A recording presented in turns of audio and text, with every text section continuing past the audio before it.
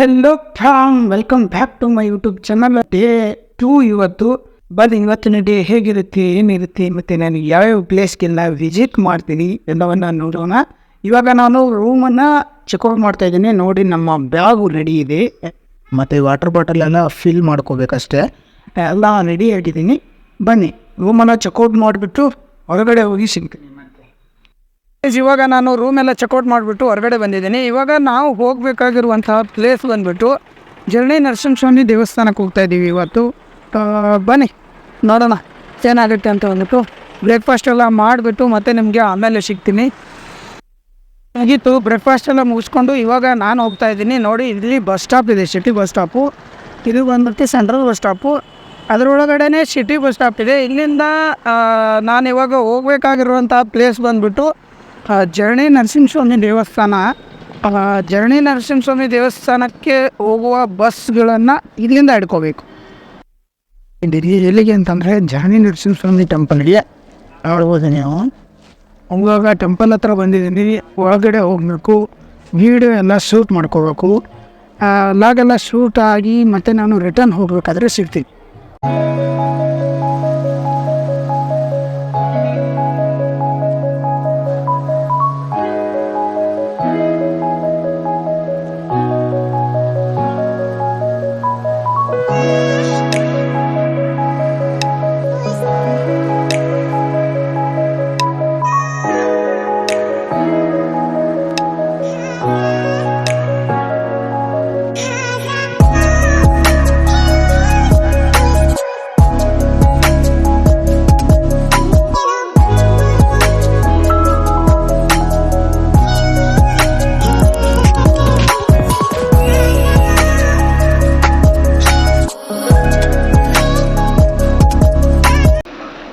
ನೋಡಿ, ಇವರು ಹೈದ್ರಾಬಾದಿಂದ ಬಂದಿದ್ದಾರಂತೆ. ನನ್ನ ಜೊತೆನೇ ಬಂದರು ಬಸ್ ಸ್ಟಾಪಿಂದ, ಬೀದರಿಂದ. ಇಲ್ಲಿವರೆಗೂ ಕೂಡ ನನ್ನ ಜೊತೆಗೆ ಇದ್ದಾರೆ.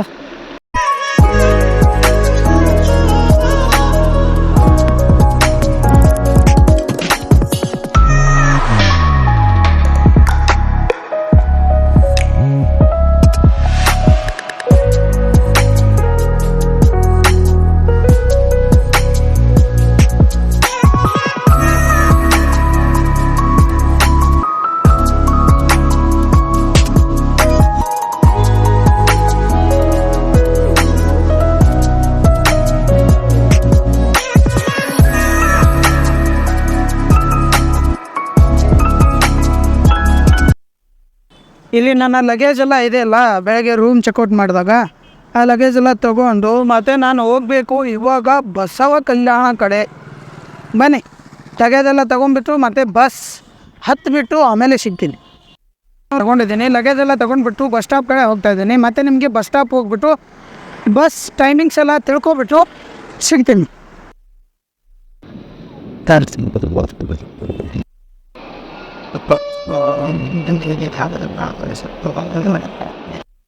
ಇದಕ್ಕೆ ನಾನು ಹುಮ್ನಾಬಾದ್ ಬಂದಿದ್ದೇನೆ. ಹುಮ್ನಾಬಾದಿಂದ ಬಸವ ಕಲ್ಯಾಣಕ್ಕೆ ಬಸ್ಸನ್ನು ಹಿಡ್ಕೊಂಡು ಹೋಗಬೇಕು. ಏನಾಗುತ್ತೆ, ನಾನು ಜಸ್ಟ್ ಬಂದು ಇಳ್ಕೊಂಡಿದ್ದೀನಿ ಬಸವ ಕಲ್ಯಾಣಲ್ಲಿ. ಇಲ್ಲಿಂದ ಒಂದು 800 ಮೀಟರ್ಸ್ ಇದೆ ಅಷ್ಟೇ ಬಸ್ ಸ್ಟಾಪಿಂದ ಬಸವೇಶ್ವರ ದೇವಾಲಯ. ಅಲ್ಲಿಗೆ ಹೋಗಬೇಕು. ಮತ್ತು ಅಲ್ಲಿಗೆ ಹೋಗ್ಬಿಟ್ಟು ಸಿಗ್ತೀವಿ.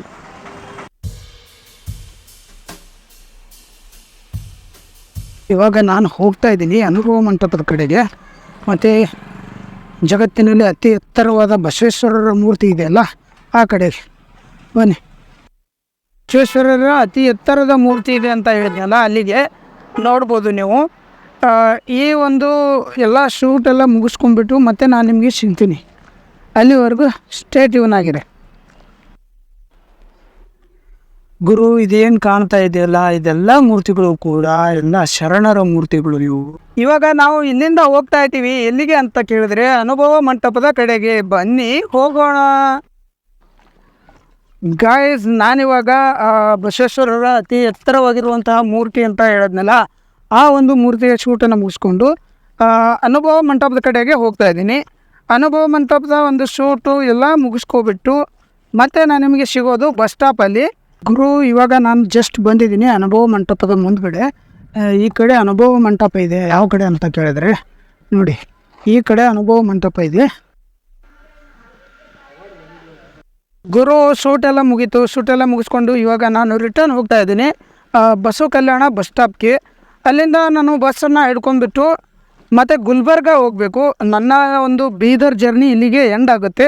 ಬನ್ನಿ ಆ ಒಂದು ಗುಲ್ಬರ್ಗಕ್ಕೆ ಹೋಗಿ ಸಿಗ್ತೀನಿ. ಬಂದಿದ್ದೀನಿ ರಿಟರ್ನ್ ಬಸ್ ಸ್ಟಾಪ್ಗೆ. ಗುಲ್ಬರ್ಗ ಬಸ್ ಹಿಡ್ಕೊಂಡು ಗುಲ್ಬರ್ಗಕ್ಕೆ ಹೋಗ್ಬಿಟ್ಟು ಇವಾಗ ಬನ್ನಿ ಮತ್ತು ಗುಲ್ಬರ್ಗ ಹೋಗ್ಬಿಟ್ಟು ಸಿಗ್ತೀವಿ. ಗುರು ಬಸವ ಕಲ್ಯಾಣ ಬಸ್ ಸ್ಟಾಪಲ್ಲಿ ಗುಲ್ಬರ್ಗ ಬಸ್ಗಾಗಿ ಕಾದು ಸಾಕಾಗೋಯ್ತು ಗುರು. ಎಷ್ಟೊತ್ತಾದರೂ ಬಸ್ಸೇ ಬರಲಿಲ್ಲ. ಕೊನೆಗೆ ಬಂದಿದ್ದು ಈ ಒಂದು ಬಸ್ಸು. ಈ ಬಸ್ನ ಹಿಡ್ಕೊಂಡು ಹೊರಟೆ. ನಾನು ಬಂದ್ಬಿಟ್ಟು ಗುಲ್ಬರ್ಗನ ರೀಚ್ ಆಗಿದ್ದೀನಿ. ಏನು ಗುರು ಇದು 6:25 ಬಿಟ್ಟಿದ್ದು ಬಸ್. ಅಲ್ಲಿಂದ ರೀಚ್ ಆಗೋಷ್ಟೊತ್ತಿಗೆ ಬಂದು 9:10 ಆಯಿತು. ಆಲ್ಮೋಸ್ಟ್ ಆಲ್ 3 hours ಗುರು ಈ ಜರ್ನಿ ಇರೋದೇ. ಎಲ್ಲ ಸೇರಿ 71 ಕಿಲೋಮೀಟರ್ಸ್ ಅಷ್ಟೇ ಇರೋದು. 71 ಕಿಲೋಮೀಟರ್ಸ್ನ ಅಂದರೆ 71 ಕಿಲೋಮೀಟ್ರು 3 hour ಬೇಕಾಗುತ್ತಾ. ಇಲ್ಲಿಗೆ ಡೇನ ಎಂಡ್ ಮಾಡ್ತಾಯಿದ್ದೀನಿ. ಮತ್ತು ನಾನು ನಿಮಗೆ ನಾಳಿನಲ್ಲಿ ಆಗಲಿ ಸಿಗ್ತೀನಿ. ಯಾರಾದರೂ ಚಾನಲ್ ಸಬ್ಸ್ಕ್ರೈಬ್ ಮಾಡಿಲ್ಲ ಅಂದರೆ ಸಬ್ಸ್ಕ್ರೈಬ್ ಮಾಡ್ಕೊಳ್ಳಿ ಮತ್ತು ಬೆಲ್ ಐಕನ್ ಮೇಲೆ ಕ್ಲಿಕ್ ಮಾಡೋದನ್ನು ಮರಿಬೇಡಿ.